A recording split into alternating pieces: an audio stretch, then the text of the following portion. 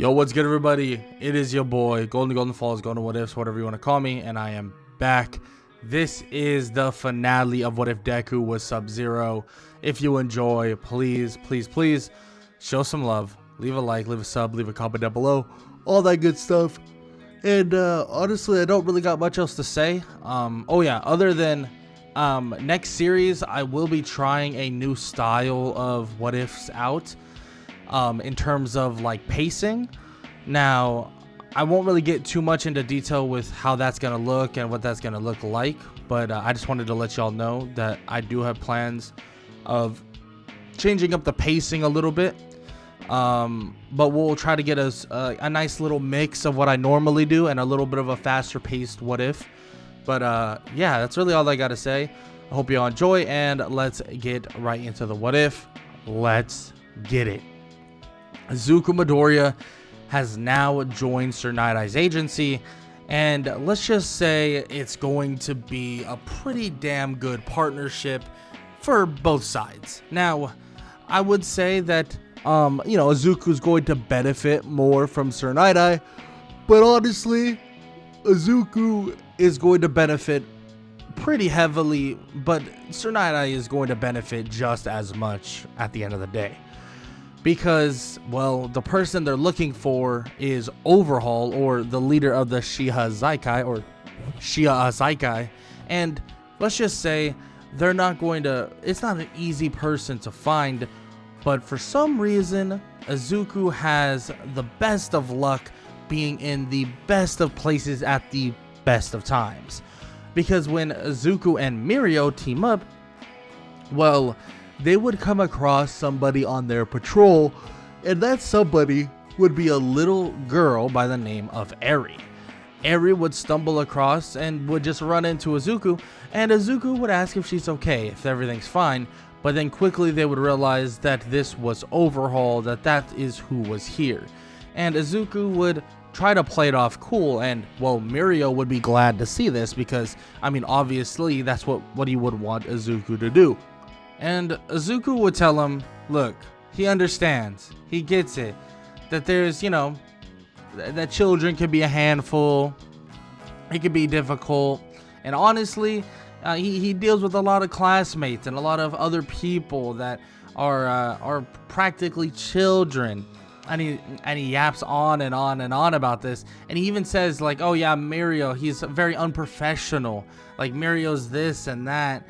And as he's saying all these things, you can tell Overhaul is like confused. Like, why are you saying all these things? Like, just let me leave. Like, why are you doing this? In which Izuku goes, okay. Like, sorry for holding you so long.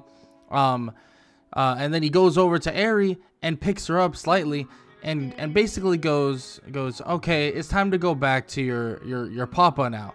As Eri hugs Izuku, Izuku would slightly smile, as he would look at Overhaul and tell him, well, it seems like he hasn't noticed just yet. In which immediately Overhaul would look around as he sees ice encroaching on his body and ice covering his hands and also his arms. Immediately the ice as well would kind of cover his legs as well, and he would try to break free of it, but it seems like he can't get an open palm on the ice. So he's unable to actually activate his quirk fully. And during this time, Izuku is kind of like, smiling at this and tells Overhaul that he's already dealt with someone very similar to him. He's already imprisoned somebody very similar to him. Hand powers are definitely interesting, especially when you already have, well, gloves on top of them. And it seems as if he wasn't prepared for something like this. And Izuku makes it very clear that he's done his research and he's done his preparation, so there was no way he was getting out of this, especially after obvious showing of abuse of a child. I mean, come on, like he was gonna let him leave. And if he was, well, living in a different time, Izuku tells him that he would have chopped the guy's head off already at least a couple seconds ago. Now, with that said, the police are arriving, and heroes as well are arriving to actually capture Overhaul fully. And Izuku has him completely captured and encapsulated, and once they're able to get quirk canceling cuffs on him, it is basically over. And Izuku tells him that he just ran into the wrong person, and frankly, any other person that was here, any other maybe person that or hero that was trying to capture him, it wouldn't have worked as well.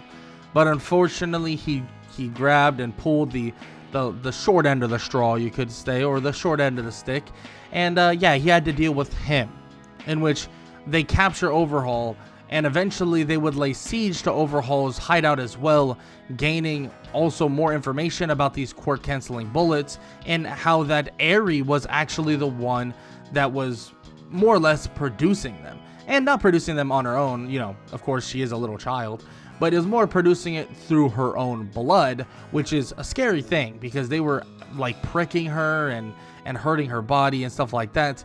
But luckily now she's in a safe place, and now she can enjoy her life just kind of like a semi-normal child, even though, let's be honest, living in the world of, well, the one they are in is nothing but normal.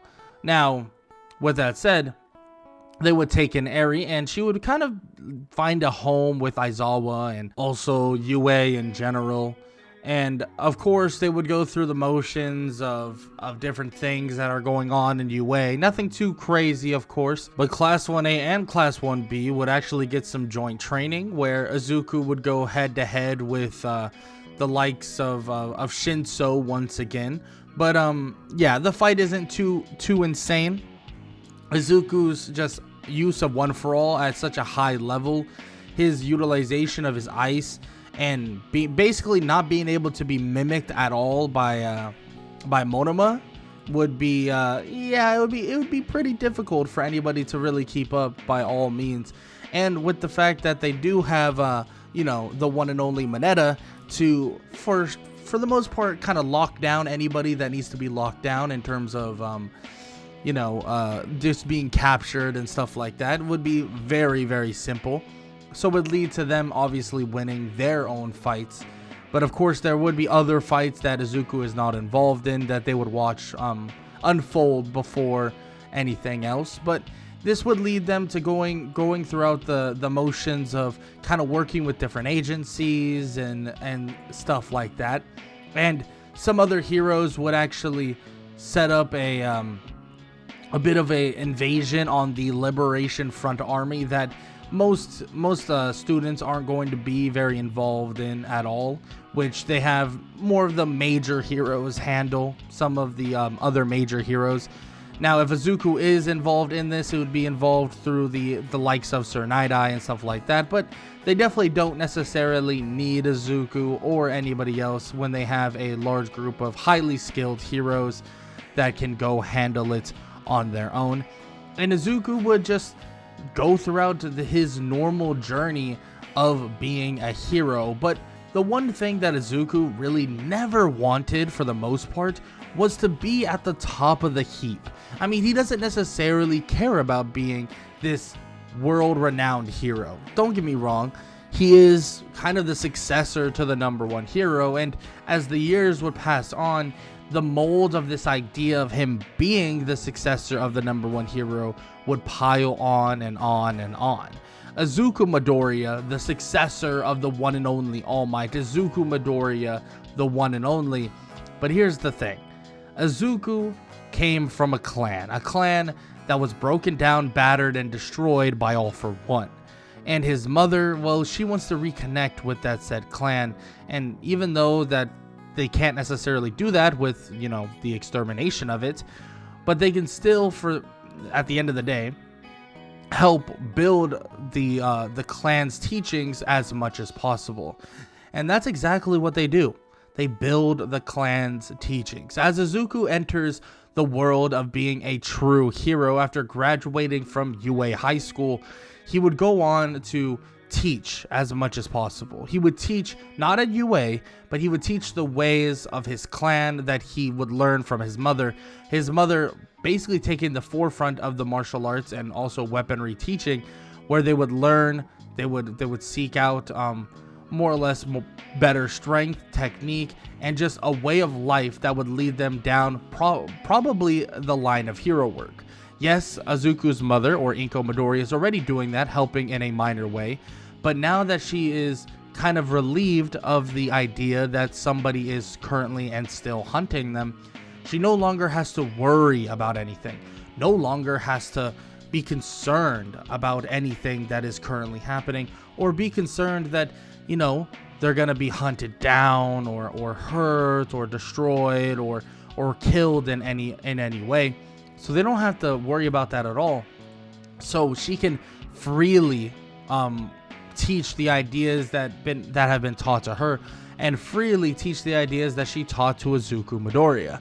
And Izuku can teach and also work in terms as a hero, but mostly teach the ways of his clan and also the ways of being a actual hero. Izuku Midoriya, he may have stepped into this world to support his family, support his mother, and defend those who truly needed it, the way that he needed to be defended when he was just a little baby.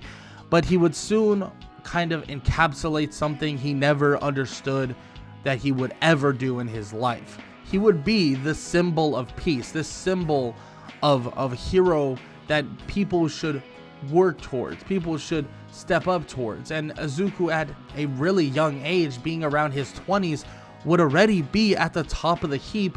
But on top of that, he would be helping the younger generations, helping those get stronger, being capable, and that would include someone like Eri. Aizawa still being that legal guardian to Eri, he would decide to allow them to teach her martial arts, teach her kind of the way of the fist type of thing, and the way of protecting herself.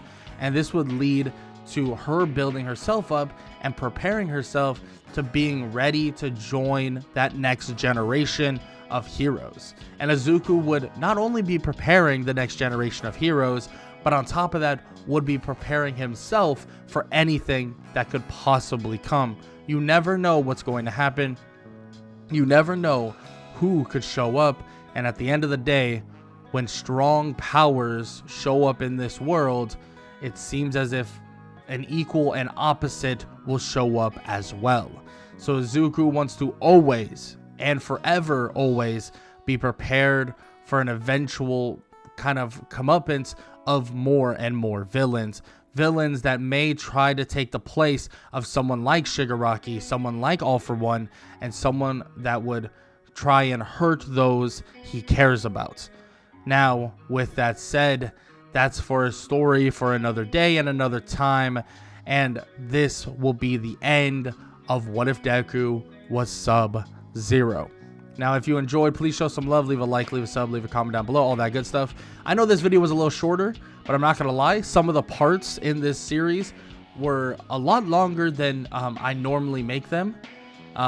Because normally it's like I do a 30-minute video, and then it's more like a 28-minute video, and then like it goes lower and lower as we proceed through the series.